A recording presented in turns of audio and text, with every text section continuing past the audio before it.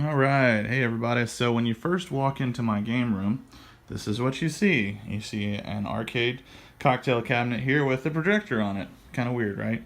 Well, I've got more to show you with that, and we'll get back to the projector in a second. But this is the cocktail arcade cabinet that came out of, I believe, a pizza place. Probably from the late 90s, early 2000s. The guy I got it from, he replaced that little paper in the front under the glass there and cleaned it up a little bit. But it actually did take coins, and it still got the original CRT and JAMA board and stuff in it. A Rocketeer poster. This has been in every game room that I've had, slash, game room, toy room, whole like deal office kind of thing. So move over here to my desk, little command center there. You can see some of my cleaning equipment out for cleaning some carts. Then over here we've got the Vectrex Virtual Boy, a couple statues, some books, some of my Neo Geo stuff, and Voltron, huge Voltron fan. Over here I've got these two media shelves set up. Now these are Atlantic media cabinets or media shelves. They don't have adjustable shelving, which is it's kind of bittersweet because I like that it's kind of locked in, but at the same time you just have to deal with the space they give you. So but these worked out pretty well. The only other complaint I have is that the top piece of the shelf kind of sits on the bottom, and it screws in but not very well, so I actually added a metal strip on the sides of the shelf to give it some extra stability, and kind of screwed it into the bottom and the top to make sure it wasn't going anywhere. But anyway, here we go. I'll start over here. Up top here we've got my 2600 stuff. This isn't all I have, but these are most of the games that I really enjoy or that I play a lot. So I've got those up there. Vectrex stuff I got there as well. And then we jump right into the Master System. I tried to organize this kind of by order of console release, and then I've got kind of complete stuff on this shelf and loose on the other shelf, with some exceptions, obviously, like the Atari stuff. Up top here we've got some system boxes. Most of the system boxes you see up here, I'm actually using the systems in my setup. The only one that's not is the NES. That NES box on the end there actually has an NES in it. And then I've got the Power Glove there with the more rare black case there. So here we go, Master System. Some of my Master System games in setup, as well as NES complete sets there. I don't have a complete set, complete in box stuff there. Not too many complete in box games, but Genesis, and then we go from Genesis into TurboGrafx. Don't have a ton of TurboGrafx, have a couple loose ones and a couple complete there. PlayStation, Sega Saturn. I've got a bunch of loose Sega Saturn too, but these are just the complete ones. Dreamcast. Pretty much all my Dreamcasts that I have are in a box. In a jewel case, or they're in a sleeve like you got right here. You got some of them in these little CD sleeves. We go down here. Got Super Nintendo box stuff and 32X, and I actually almost have a complete 32X set. I'm missing World Series Baseball and Spider-Man Web of Fire, the two really pretty expensive ones. Jaguar Virtual Boy, N64, and some GameCube and some Switch titles. Then we go into my Famicom Disk System. Love that thing. I play that a lot, actually, which I'll talk more about that in a little bit here. So we got the other shelf, got our loose NES stuff, and as you can see, I use the amiibos actually as markers for some of the games. I just thought that was a cool visual way to find some of these games.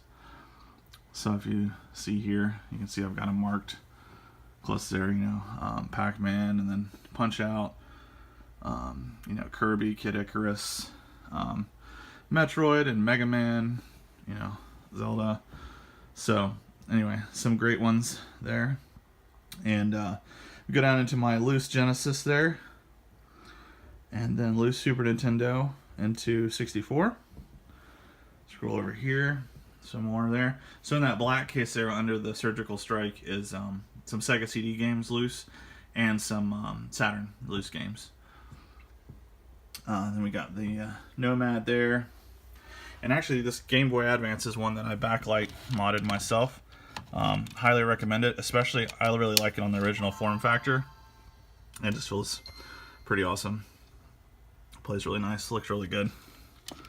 So, and I actually put silver on the front and black shell on the back. Kind of like doing differences there. And that's my original Game Boy Color from when I was a kid. Let me go over here into baskets of controllers. Got my bigger controllers like the Neo Geo sticks and stuff back there. And then the other ones that I use probably more frequently up in the front here. So that's pretty cool. And then we go over here to the PVM setup. And let me turn that on too, and I'll give you an example. So down here, I got the NES, Genesis, CD, 32X all hooked up there. TurboGrafx, Neo Geo, AES, and Super Nintendo Jaguar. I'll go ahead and cut on the Super Nintendo here. You can see that. The PVM over here, I've got the N64, Saturn, Dreamcast, and GameCube. And everything is running through these two video selectors here. They're SCART selectors, Bandridge SCART selectors, and then this audio selector there on the side. And also that audio one does S-Video. I got the GameCube and the Dreamcast hooked up through S-Video right now. So there you go. And right now I've got composite. I've got the NES is composite, and also this nice little amalgamation up here. The Master System, ColecoVision. The ColecoVision has the Atari 2600 module on it to play the games, and it actually works out well because I modded my ColecoVision for composite, so basically I can play ColecoVision or Atari in composite, which is really awesome. And then the Master System is RGB too. So let me go over here. Got another shelf over here. Haven't put anything in that yet. Got my Amiibos up there. Planning to put some DVDs probably there. Maybe some extra games if there's room. A Captain America poster, which actually I could turn it this way real quick for you. Okay, sorry for the camera shakiness there.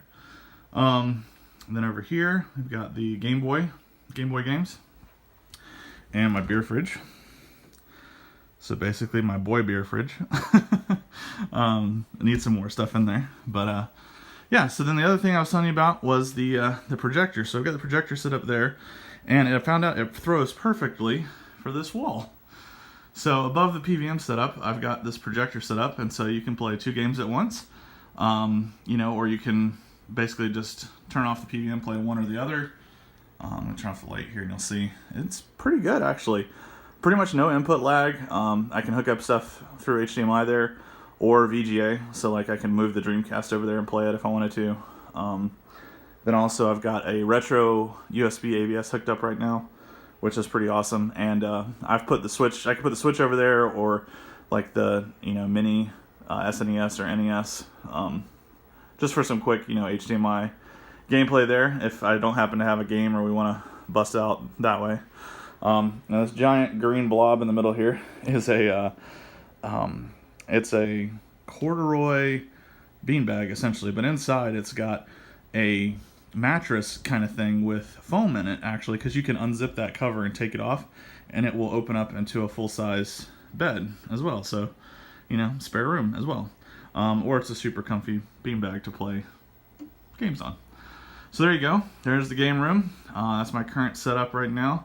And again, sorry for the shaky camera and having to shoot this on my iPhone. Hopefully I'll get my other camera and computer set up soon, so that way I can start recording.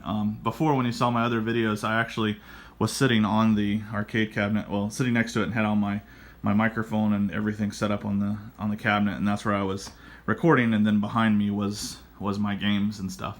But now you can see a little bit more of what I actually have. This is probably about 85% of my collection, so I've got a few more things, but most of it's here now. I do have in the closet over here, it's kind of a mess right now, but there's a bunch of extra boxes here, little old CRT I used to use, and then I've got this shelving unit here, this little bookcase, and in there I've got like some mod projects that I'm working on. I've got some extra controllers in there. It's gonna be hard to see without, let me turn the light back on. So it's gonna be hard to see without a light or something. There we go. So some extra controllers. I've got some more Atari stuff in the third shelf there, and then some extra video cables and stuff on the bottom. So yeah, that's the setup. So again, thanks for checking me out, guys. Hope you enjoyed the video, and like, subscribe. Let me know what you think. Let me know if there's anything else you want me to show off. or pull out and we can talk about it. Thanks.